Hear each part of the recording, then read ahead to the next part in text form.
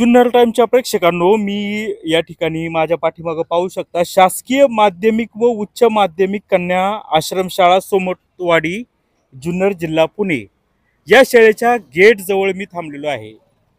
ही जी शाळा आहे ही पूर्णपणे फक्त मुलींसाठीची शाळा आहे। इयत्ता 1ली ते 12वी पर्यंत मुली या ठिकाणी वसतिगृहात राहून शिक्षण घेत असतात। परंतु एक मी खळबळजनक तुम्हाला सांगायचं आहे। 2-3 दिवसापासून घडलेली घटना आहे। या शाळेचे जे मुख्याध्यापक आहे संजय भोजने यांनी एक घृणास्पद असं कृत्य या ठिकाणी केलेलं आहे। आता कालच त्यांना अप्पर आयुक्त आदिवासी विकास ठाणे यांनी निलंबित देखील केलेलं आहे। याबाबत मी तुम्हाला थोडक्यात माहिती देतो। एक मुलगी आहे, आता ती मुलगी या ठिकाणी शिकत नाहीये। तिचं शिक्षण 1ली पासून तर 12वी पर्यंत याच सोमटवाडी आश्रमशाळेमध्ये झालं होतं। आता ती बाहेरगावी आहे शिकायला आणि ती मुलगी या ठिकाणी आली होती कागदपत्र नेण्यासाठी। काही तिचं शाळा सोडल्यानंतर काही डॉक्युमेंट असतील ते नेण्यासाठी आली होती।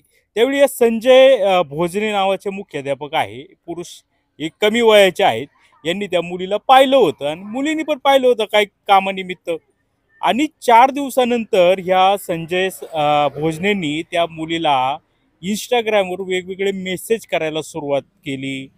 काहीतरी चुकीची भाषा लगट करण्याचा प्रयत्न केला आणि मेसेजिंग करून मला भेटायचं असं ती मुलगी सांगत होती का मी तुम्हाला ओळखत नाहीये, तुम्ही हे का करताय। तरीही हा जो संजय भोजने नावाचा हा विकृत जो मुख्याध्यापक आहे हा त्या मुलीला सतत हे करत होता, मेसेज करत होता। त्या मेसेजला वैतागून अखेर तिने गुन्हा दाखल केला आहे।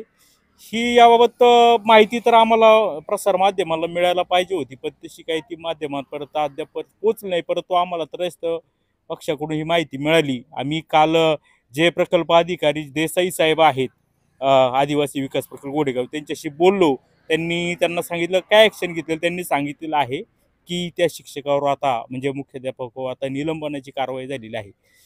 हे सगळं जी मी तुम्हाला सांगतोय का जवळजवळ 400 पेक्षा जास्त मुली या ठिकाणी शिक्षण घेत आहेत आणि हा असा जर मुख्याध्यापक विकृत जर तुम्ही जर ठेवत असेल तर काय त्या मुलींचं भविष्य आहे आणि काय होऊ शकतं असं देखील प्रश्न या ठिकाणी निर्माण होतोय। तर याची सखोल चौकशी करणं गरजेचं आहे। हे मुलींचं जर असेल हे तर याच्यामध्ये फक्त लेडीजच शिक्षक पाहिजेत, लेडीजच मुख्याध्यापक पाहिजे, असे जेंट्स कुणालाही इथं ठेवता कामा नये। जर असं जर कुणी जर कॉन्टॅक्ट करत असेल तर त्या मुलींचं काय, तिचं सुरक्षिततेचं काय हे देखील शासनाने याच्यामध्ये लक्ष घालणं गरजेचं आहे। आता त्याच्यावर गुन्हा दाखल झालेला आहे, त्याला निलंबित देखील करण्यात आलेलं आहे। परंतु या मुलींच्या सुरक्षिततेच्या दृष्टीने सरकार काय उपाययोजना करणार। 400-450 मुली या ठिकाणी शिक्षण घेत आहेत आणि तिथं पुरुष स्टाफ देखील आहे। हा कोणता प्रकार आहे। मुली पौगंडावस्थेमध्ये असतात आणि हे अशा पद्धतीचं चुकीचं जर घडत असेल तर शासनाने याबाबत दखल घेणं गरजेचं आहे। अजूनही मला अशी माहिती मिळाली काय शिक्षकांमध्येच काहीतरी राजकारण आहे किंवा काय झालेलं आहे, याच्यामध्ये राजकारणाच्या पोटी असं घडलेलं आहे अशी पण चर्चा ऐकायला मिळते।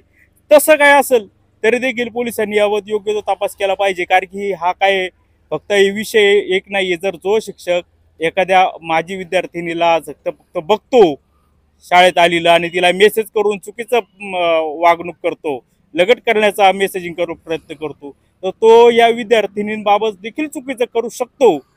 तर शासनाने त्वरित दखल घ्यावी आणि जे हे हॉस्टेल आहे याच्यामधले जे पुरुष स्टाफ आहे ते कमी करावेत, सगळे लेडीज स्टाफ व्यवस्थित प्रशिक्षित पाहिजेत आणि असं परत काय होणार नाही याची शासनाने दखल घ्यावी।